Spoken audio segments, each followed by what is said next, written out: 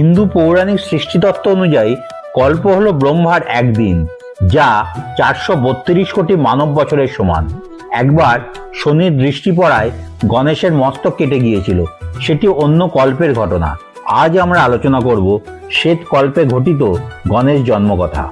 একদিন পার্বতীর দুই সখী জয়া বিজয়া মাকে বললেন, সব অনুচরিত রুদ্রের আপনাকেও আমাদের জন্য একজন অনুচর সৃষ্টি করতে হবে।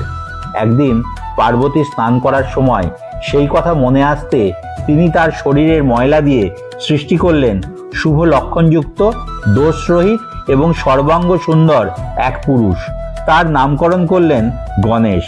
গণেশ বললেন, মাতা, আমাকে কি কাজ করতে হবে? তিনি বললেন, আজ থেকে তুমি আমার দ্বার রক্ষক হও। আমার নির্দেশ ছাড়া কেউ যেন হঠাৎ করে আমার মহলের ভিতর প্রবেশ করতে না পারে, তা সে যেই হোক। পার্বতী নন্দন মহাবীর গণেশ পার্বতীর হিতকামনায় হাতে ছড়ি নিয়ে বৃহদ্বারে পাহারা দিতে লাগলেন। একদিন নিজ পুত্র গণেশকে দরজায় নিযুক্ত করে সখীদের সঙ্গে স্নান করছিলেন।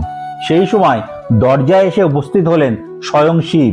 গণেশ তো পার্বতীপতিকে চিনতেন না, তাই বললেন, দেব, মায়ের আদেশ ছাড়া তুমি ভেতরে যাবে না। মা স্নান করতে গেছে, তুমি কোথায় যাবে? এখান থেকে সরে যাও। এই কথা বলে গণেশ তাকে বাধা দেওয়ার জন্য ছড়ি হাতে নিলেন। তাকে এরূপ করতে দেখে শিব বললেন, মূর্খ, তুমি কাকে বাধা দিচ্ছ? তুমি কি জানো না আমি স্বয়ং শিব, আমি অন্য কেউ নয়?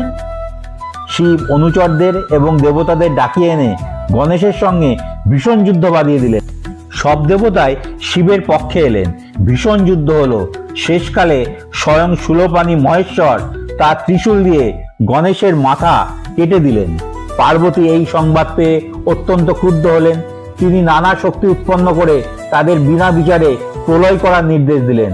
তখন শক্তিরা প্রলয় আরম্ভ করলেন। সেই শক্তিদের প্রজ্বলিত অগ্নিদাহ সর্বাধিক জ্বালিয়ে ছাই করে দিতে লাগলো।